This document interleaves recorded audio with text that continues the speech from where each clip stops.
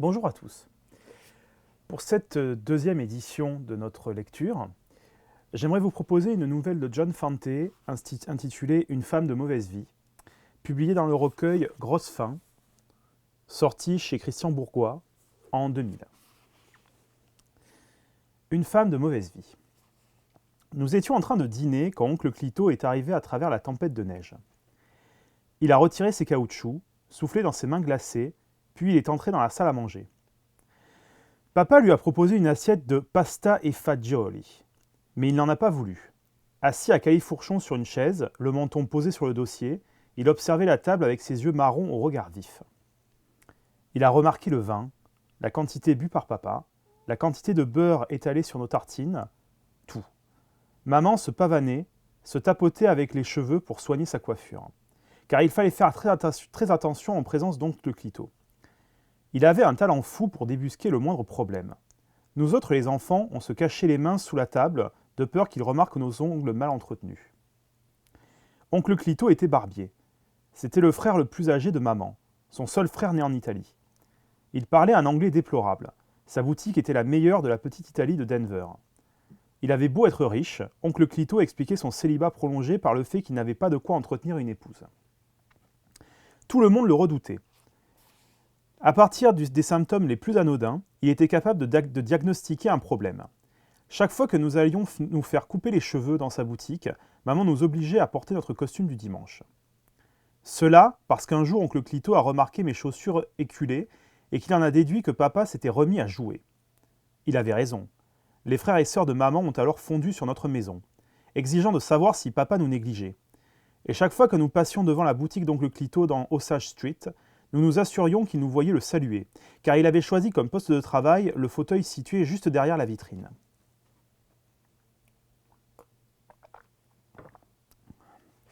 Il y avait de bonnes raisons à cela aussi. Un jour, ma tante Teresa est passée sans le saluer. Elle a traversé la rue, puis elle est passée devant la boutique en retournant la tête de l'autre côté. Aussitôt, oncle Clito a téléphoné à oncle Rulio, le mari de Teresa. Rulio a momentanément fermé sa boucherie pour retrouver Clito devant la boutique du barbier. Ensemble, ils ont descendu Osage Street, en regardant dans tous les bars et tous les cafés. Et comme de juste, chez Zucca, ils ont découvert Teresa dans un box avec Tony Monjon, le bookmaker. Tante Teresa jouait de nouveau aux courses. Rulio a traîné sa femme dans la rue, il l'a giflée et renvoyée à la maison, en taxi.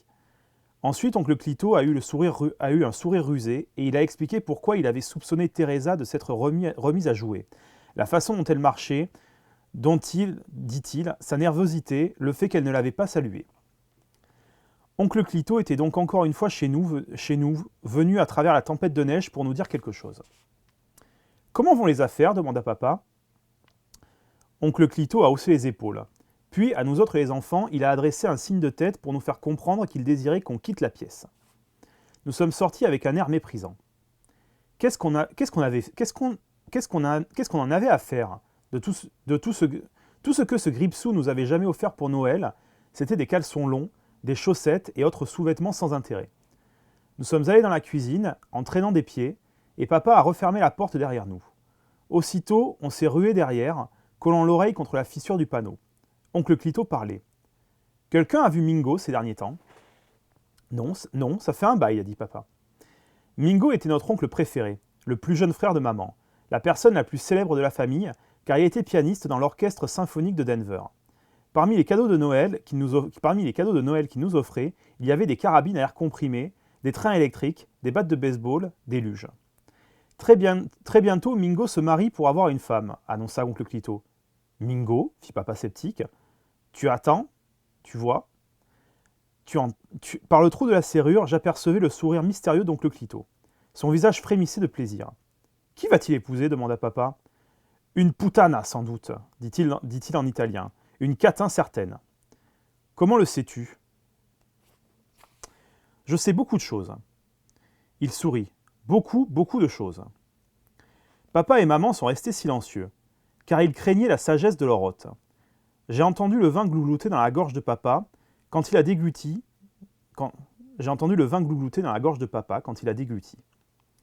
Je suis contente que Mingo se marie, a repris maman. Il est tellement isolé à vivre tout seul dans ce terrible hôtel Roma. Tout seul, oncle Clito sourit. Tellement isolé, il a secoué la tête. Mingo n'est pas du tout isolé comme tu crois. L'hôtel Roma, elle est à 50 mètres de ma boutique. Je vois les choses. Je ne dis rien, mais je vois tout ce qui se passe. Et que vois-tu? Je vois quelqu'un. Elle a les cheveux rousses. Maman a abattu la main sur la table. Clito, tu me fatigues vraiment. Tu es une vraie pipelette. Clito a pressé les mains sur son cœur. Est-ce pour Pipelette que je veux mon frère épouser une putana? Est-ce pour Pipelette? C'est la même femme qui dirige le Flamingo Rooms. Ah non! C'est pour l'amour de mon petit frère Mingo. Je suis barbier. Elles viennent se faire couper les cheveux. 4 filles. Una femme. Je dis rien. Je coupe leurs cheveux. Elles donnent leur argent. Mais quand ces femmes veulent épouser mon petit frère Mingo, ce n'est pas pour Pipelette que je parle. Je veux protéger Mingo. Mingo n'épouserait jamais ce genre de femme, intervint papa. Il a de la jugeote. Mingo, il est fou. C'est un grand artiste. Il n'est pas fou à ce point, protesta papa. Mingo est un jeune homme. Il jette sa gourme et ça ne regarde que lui. De nouveau, Clito eut un sourire rusé. Personne n'achète une bague de diamants pour jeter sa gourme avec rouquine. Quoi? s'est écrié maman. Clito a croisé les bras et sourit comme un chat. Peut-être que cette bague appartient à quelqu'un d'autre, a hasardé papa. Pareil scepticisme a blessé Clito. Je suis parlé avec Frank Palladino, expliqua-t-il. Frank dit tout. Cette bague, c'est la bague de rouquine. On ne pouvait pas mettre en doute cette affirmation. Palladino était le propriétaire de la bijouterie située à quelques portes de la boutique du barbier. Il ne peut pas épouser ce genre de femme, dit maman. Je ne le laisserai pas faire. Trop tard, sourit Clito. Il est libre comme l'air.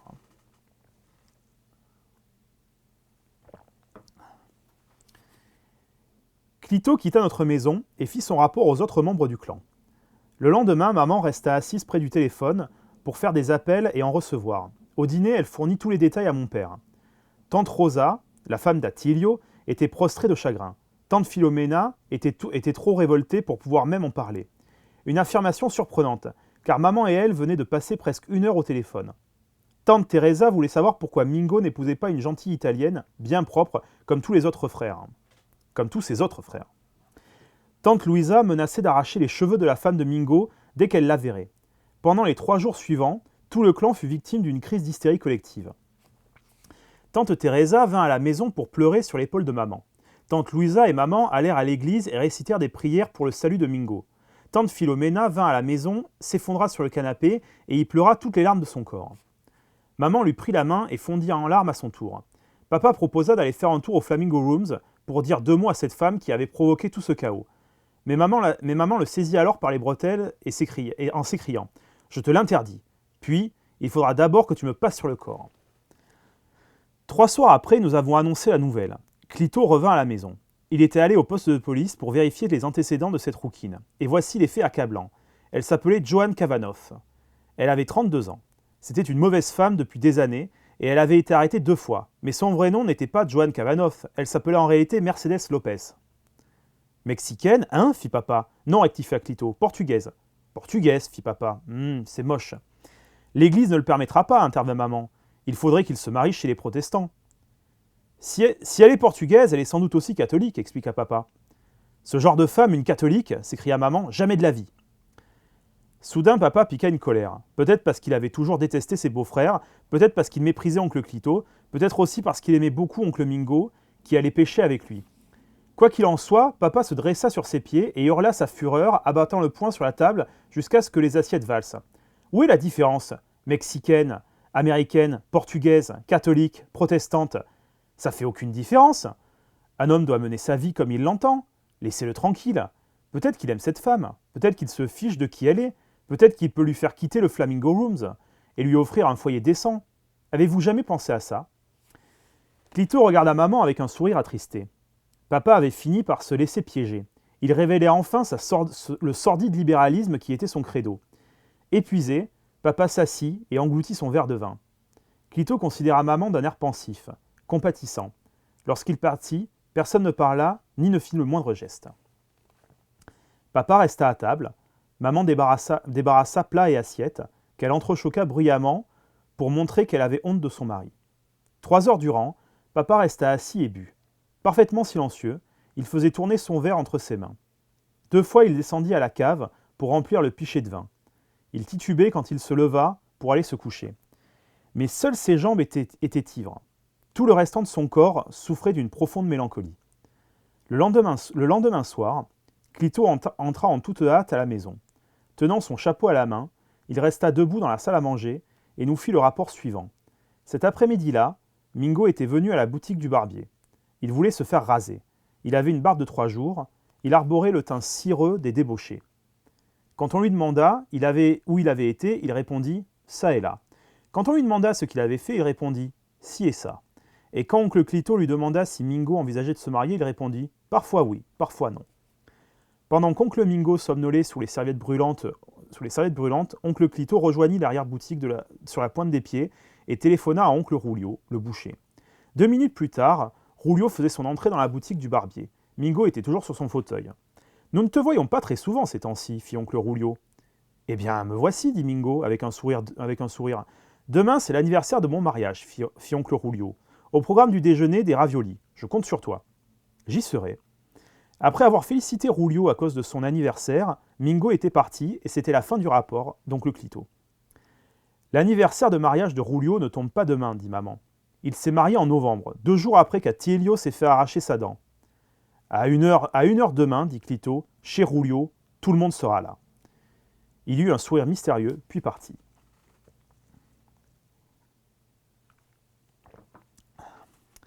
Papa ne voulait pas aller voir oncle Rulio. Le lendemain à midi, maman passait en toute hâte d'une pièce à l'autre. Le visage tout barbouillé de poudre, des épingles à cheveux serrées entre les lèvres, le souffle court à cause de la pression du corset. Assis dans la cuisine, papa portait son pantalon neuf et buvait du vin rouge en criant que c'était un piège, qu'il n'irait pas chez oncle Rulio. Mais alors, pourquoi s'était-il rasé de frais? Et pourquoi donc portait-il son pantalon neuf? Pourquoi ces protestations de plus en plus sonores? Mais malgré ces protestations de plus en plus sonores, il était habillé et prêt avant maman. À la queue leu-leu, nous avons suivi le chemin tracé dans la neige profonde du jardin pour rejoindre la cabane où papa garait son pick-up. Maman s'est installée devant lui, et tous les trois nous avons grimpé derrière sur le plateau. La maison à un étage d'oncle Rulio se trouvait à moins de 2 kilomètres. À notre arrivée, tout le monde était déjà là, sauf oncle Mingo. Maman s'est trouvée essoufflée en montant les marches de la véranda. Soudain, elle a fondu en larmes. Oncle Rulio a ouvert la porte et l'a embrassée. « Là, Coletta », dit-il. « Allons, ne te fais donc pas de soucis. » Nous les avons suivis dans un salon qui empestait la fumée de cigares, le vin puissant et odorant ainsi que les hommes, la sueur et la chaleur des hommes. Dans un silence respectueux, ils ont regardé maman se hâter vers la cuisine en sanglotant toujours. Et l'on a vu les yeux d'oncle Tony se remplir brusquement de larmes, tandis qu'il se mordait la lèvre pour dominer son émotion. Dans la cuisine, maman s'est effondrée entre les bras de mes 4 tantes. Aussitôt, toutes ont gémi et fondu en larmes, pendant que Louisa manquait de s'étrangler en relatant des souvenirs tirés de la vie de Mingo. Comme il était mignon en enfant de cœur, quel beau bébé ça avait été, avec quelle élégance il jouait du piano, et avec quel désespoir Ma et Pa, mes grands-parents, se retourneraient dans leur tombe si jamais Mingo épousait cette rouquine. Puis il y eut le sifflement perçant de l'eau qui débordait sur le poêle brûlant. Aussitôt les femmes cessèrent de pleurer pour passer à l'action. Dès que le grésillement s'arrêta et que la préparation du repas eut repris son cours normal, elles se remirent à pleurer, mais cette fois avec une colère passionnée. « Moi je dis qu'une traînée pareille, ça se pend, éructa Philomena. Il faut la pendre et la laisser au gibet jusqu'à ce qu'elle pourrisse. La corde, c'est trop bon pour elle, renchérit Teresa. Il faut la marquer au sein, comme dans ce film, et la traîner à travers les rues, et lui cracher dessus tout du long, elle cracha. Moi, je la mettrai en pièces, déclara tante Louisa en s'échauffant peu à peu. Quand je verrai cette femme, je lui planterai ses ongles dans les yeux, et je les arracherai en tirant sur les nerfs. Je défigurerai cette femme pour qu'aucun homme ne la regarde plus jamais. Au salon, papa trouva une place sur le canapé, non sans en noter préalablement et avec un mépris viril un certain nombre des coussins roses et verts décorés d'images du Capitole, de Pikes Peak et des ruines de Pompéi. Sur d'autres coussins, on lisait de la poésie brodée. Par exemple, un poème intitulé « Mère » et un autre « Foyer d'où foyer ». Les murs ainsi que le piano étaient recouverts de photos de parents vivants ou morts. Et puis il y avait la photo inoubliable et effrayante du premier bébé de tante Teresa, mort à 6 mois. Cette photo avait été prise après le décès du bébé. Ils étaient tous assis, les hommes de notre famille. Oncle Rulio, le boucher, c'était sa maison. Oncle Clito, le barbier, oncle Pascale, le tailleur de pierre, oncle Tony, le chauffeur de poids lourd, oncle Attilio, le journalier, mon père, le poseur de briques. À l'étroit dans ce petit salon, à la décoration surchargée, ils buvaient du vin et fumaient des cigares. Enfoncés dans leurs vêtements du dimanche, étriqués, leur corps râblé, cuisé et transpiré. Ils ne parlaient pas de la raison de leur présence ici. Prudents, ils maugréaient à cause du mauvais temps et de la période difficile qu'ils traversaient. Leur querelle était fréquente et toujours prête à ressurgir. Mon père, le poseur de briques, n'avait que du mépris pour le travail de Pascale, le tailleur de pierre. Oncle Tony, le chauffeur de poids lourd, mettait son point d'honneur à ne jamais transporter quoi que ce soit pour ses parents, proches ou éloignés, moyennant quoi tout le monde le détestait, et tous considéraient Rulio le boucher comme un butor et un hypocrite. Quant à oncle Attilio, le journalier, il en voulait à tous les autres parce qu'ils se plaignaient sans arrêt de leurs dettes, coupant ainsi l'herbe sous le pied du malheureux qui aurait bien aimé leur emprunter de l'argent. Mais tous ces hommes avaient deux choses en commun. Ils adoraient oncle Mingo parce que c'était un artiste libre comme l'air, un célibataire endurci qui virevoltait au gré de ses désirs. Et puis ils détestaient oncle Clito à cause de sa langue viperine. Il était impossible de savoir ce que ressentait vraiment oncle Clito car il vivait uniquement à travers les autres.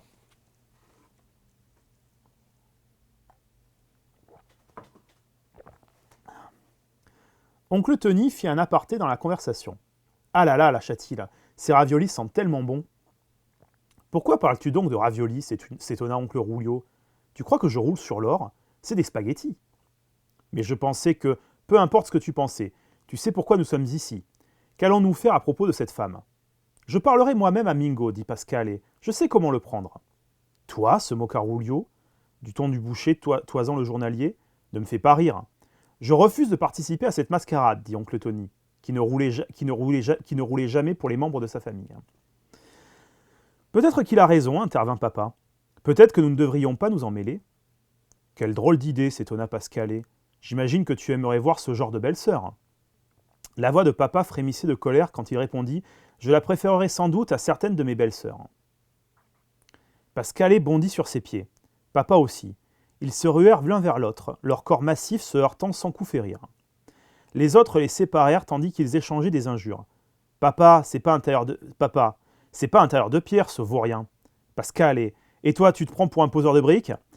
Les femmes arrivèrent de la cuisine en courant pour se serrer contre leurs hommes et les supplier de ne pas se battre. Papillonnant autour d'eux comme de gros colibris, l'affrontement se termina sans échange de coups. Les hommes ordonnèrent aux femmes de quitter le salon. Le front uni des hommes contre les femmes créa parmi eux une meilleure atmosphère. Ils se rassirent, toute tension dissipée. Papa desserra sa cravate, Pascale ôta son veston, Tony mit les pieds sur la table basse et oncle Attilio retira ses chaussures. Une puissante odeur de pierre se répandit alors dans la pièce. On remplit les verres à vin, la discussion reprit. Cousine Della, la petite fille d'oncle Tony, arriva en titubant sur ses jambes incertaines et posa la tête sur les cuisses de Rulio. « C'est la mauvaise femme qui va venir ?» demanda-t-elle. « Non, dit Rulio. Pourquoi elle vient pas ?»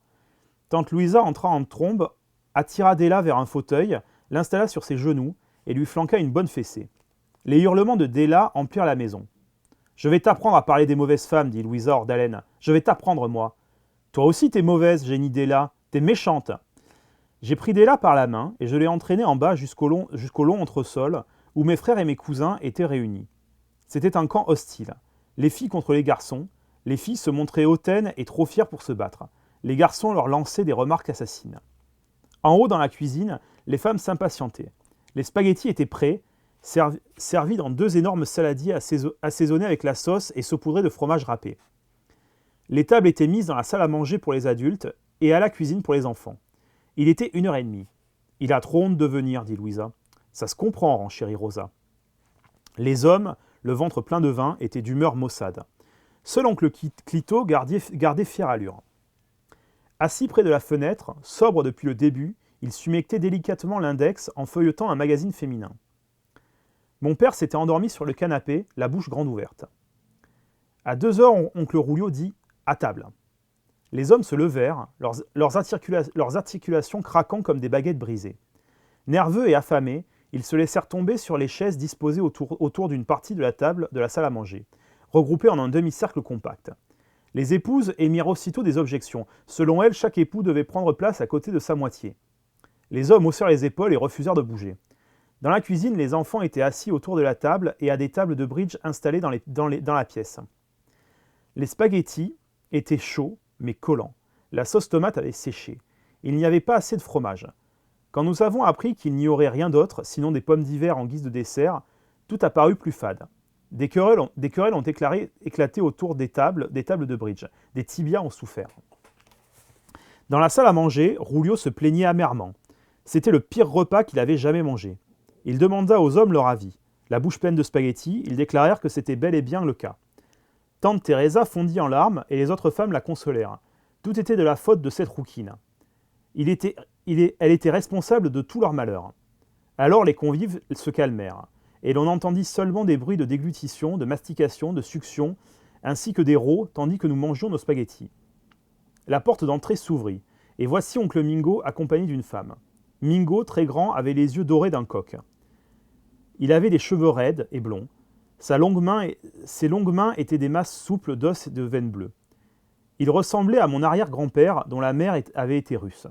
Mingo était le seul membre du clan à ne pas avoir la peau olivâtre, les yeux sombres et un corps râblé. C'était une carotte parmi des patates. La femme qui l'accompagnait était petite, dotée d'un visage au teint flamboyant, rappelant la rose écrasée. Mingo la tira contre lui pour la rassurer. Âgée d'environ 32 ans, elle avait des pommettes hautes et les yeux sombres en amande d'une métisse, dans un joli visage qui avait jadis été beau. « N'aie pas peur, lui dit Mingo en souriant. Autour de la table, les femmes échangèrent des regards dégoûtés. Mais on voyait une sorte de terreur admirative dans le visage des hommes. Oncle Mingo retira des épaules de la femme une cape rouge en renard. Elle portait en dessous un ample corsage vert aux pans glissés dans une jupe orange. Elle était mince, avec des hanches rondes et des jambes fines. Elle frotta ses mains rougies par le froid. Oncle Mingo les saisit entre les siennes pour les masser brièvement. C'en fut trop pour les femmes. Elles se levèrent et, les lèvres pincées, s'en allèrent à la queue leu-leu dans la chambre avant de claquer la porte derrière elles. Oncle Mingo éclata de rire. « Qu'est-ce que je te disais » fit-il. La femme le regarda avec effroi. Alors la porte de la chambre se rouvrit. Tante Rosa apparut. « Attilio » dit-elle. « Viens ici tout de suite. Je refuse que tu restes dans cette pièce. Attilio, tu m'entends » Attilio fit mine de se lever de sa chaise, mais oncle Mingo croisa son regard et il se rassit aussitôt. La femme sourit. Ses dents étaient aussi blanches que celles d'un chien. Tante Rosa claqua la porte. De son bras, oncle Mingo enlaça la taille de la femme et la fit approcher de la table. Il lui présenta chacun des hommes. Tous évitèrent ses yeux, se contentant d'un hochement de tête glacial. Mais à chacun, elle sourit et dit « Très heureuse de vous rencontrer ». Devant oncle Clito, elle ne put retenir un cri. « Mais je vous connais, vous êtes mon coiffeur !» Clito battit les paupières, mais ne pit pas mot. Alors oncle Mingo se tourna vers nous, regroupés à la porte de la cuisine, et il nous dit « Les enfants, voici Miss Kavanagh ». Là-dessus, la porte de la chambre s'ouvrit violemment, et les femmes entrèrent en désordre, fondant sur leurs rejetons et les protégeant comme des chatons en perdition. Certaines saisissant leur progéniture par le cou et les cheveux, afin de les entraîner dans la chambre. Je me suis sauvé avec mon cousin Albert. Maman a fait appel à mon père et tante Philomena a ordonné à Pasquale de récupérer Albert. Les hommes ont haussé les épaules, car ils craignaient d'offenser oncle Mingo. De la chambre nous arrivaient des hurlements et des bruits de coups de pied, de gifles administrées sans aménité, les cris de rage des femmes et leurs épithètes traversant les murs comme un vent glacé. Cette putain, cette briseuse de ménage, cette femme de mauvaise vie. Les hommes s'agitaient sur leurs chaises et toussaient. Mais Mingo et Miss Kavanagh faisaient apparemment la sourde oreille. Même pendant que tante Teresa hurlait « Je casserai la moindre assiette qu'elle touchera », ils restèrent tranquillement assis à table. « Je vais lui arracher les yeux » cria Louisa. Puis on entendit des piétinements furieux et des bruits de coups ponctués par des cris. Une fois de plus, la porte s'ouvrit violemment et Louisa, les cheveux en bataille, le corsage presque arraché, échappa aux mains des autres femmes et se rua vers Miss Kavanagh à travers le salon en brandissant une brosse à cheveux. « Je vais vous tuer si vous ne dégarpissez pas d'ici » hurla-t-elle. « Je vais vous casser la tête !» La femme terrifiée se réfugia derrière oncle Mingo, tandis que papa et oncle Rulio ramenaient Louisa de force dans la chambre et que la brosse à cheveux s'abattait à plusieurs reprises sur le crâne de Rulio. Ils fermèrent la porte et revinrent. Oncle Rulio se frottant le crâne en grimaçant de douleur. Oncle Mingo avait la mâchoire crispée et le regard très indigné, et pourtant il continuait de sourire. Ne t'inquiète pas, ma chérie, dit-il à la femme. Allons-nous-en, supplia-t-elle. Il me déteste. Tu es la bienvenue ici, protesta oncle Mingo. Tout le monde est bienvenu dans la maison de mon frère, n'est-ce pas, Rulio ? Oui, dit Rulio. Il me semble, Mingo. Vous n'êtes pas la bienvenue, explosa Philomena dans la chambre.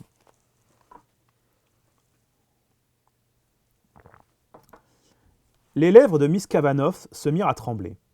Ses doigts montèrent vers sa gorge. Elle semblait au bord des larmes. Elle avisa un verre de vin devant elle et l'engloutit d'un trait. Puis elle s'assit, posa les coudes sur la table et se tordit les mains en regardant les hommes attablés. Les murs, ses propres pieds. Soudain, elle se releva. « Je ne peux pas, sanglota-t-elle. Oh, Mingo, je ne peux pas, je ne peux pas. » Elle courut au salon, saisit son manteau et franchit la porte d'entrée en toute hâte. Mingo la poursuivit en lui disant de revenir. Il la rattrapa alors qu'elle s'installait au volant de sa voiture. La moitié du corps de mon oncle, engouffré par la portière, tandis que ses mains s'agitaient pour la supplier. Puis il s'écarta, la voiture démarra et s'éloigna très vite dans la rue. Il revint vers la maison, les mains au fond de ses poches. Sur la véranda, il alluma une cigarette. Il resta accoudé à la balustrade pendant 2 ou 3 minutes, la fumée se déversant hors de sa bouche. Puis il écrasa sa cigarette et rentra à l'intérieur. Autour de la table, les hommes regardaient leur assiette. Tout était silencieux dans la chambre. Mingo s'assit et se servit un verre de vin. Oncle Rulio lui toucha l'épaule. « Désolé de ce qui est arrivé, Mingo. »« La ferme, » dit Mingo. Il regarda chaque visage, tandis que l'amertume et la souffrance jaillissaient de ses yeux sombres et inflexibles. Ils le laissèrent boire tout seul, à la grande table, et ils battirent en retraite dans le salon, où ils se mirent à chuchoter. Pensif, Mingo buvait avec régularité. Au bout d'un petit moment, la porte de la chambre s'ouvrit discrètement, et les femmes silencieuses arrivèrent dans la pièce. Elles restèrent un instant autour de la table, toute colère envolée, des vagues de tendresse et de pitié émanant d'elles pour entourer Mingo.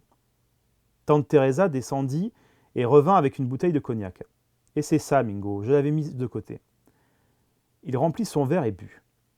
Tante Louisa brava le désespoir de mon oncle et, debout près de lui, caressa ses cheveux blonds. « C'est dur, Mingo, dit-elle. C'est très dur, je le sais. » Il continua de boire, sans parler, tandis que les femmes poursuivaient leur veillée de l'amour défunt.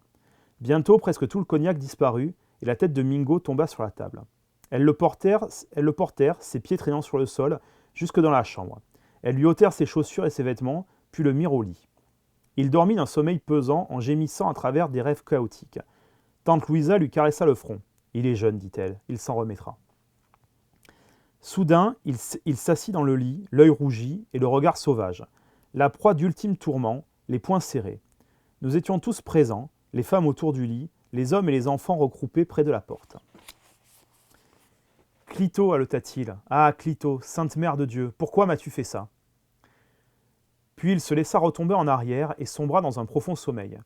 Les femmes tirèrent les rideaux et firent le noir dans la pièce. Elles sortirent sur la pointe des pieds et refermèrent la porte. Le son déchirant de la voix de Mingo était toujours parmi nous. Tout le monde regarda oncle Clito, debout, isolé et livide. Tante Rosa, les mains sur les hanches, se campa devant Clito en le fusillant du regard.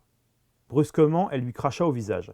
Aussitôt, les femmes, transformées en furie, l'acculèrent dans un angle de la pièce. « Hypocrite, dit maman. »« Amateur de scandale, dit Philomena. »« Je vais t'arracher les yeux, renchérit Louisa. » Les hommes se précipitèrent à son secours pour l'éloigner des griffes des femmes et l'entraîner vers la porte d'entrée. « Vas-y, lui conseilla papa, file Clito avant d'attraper un mauvais coup. » Il poussa oncle Clito par la porte d'entrée avec une telle vigueur que le barbier perdit l'équilibre et tomba de la véranda et resta un moment allongé dans la neige.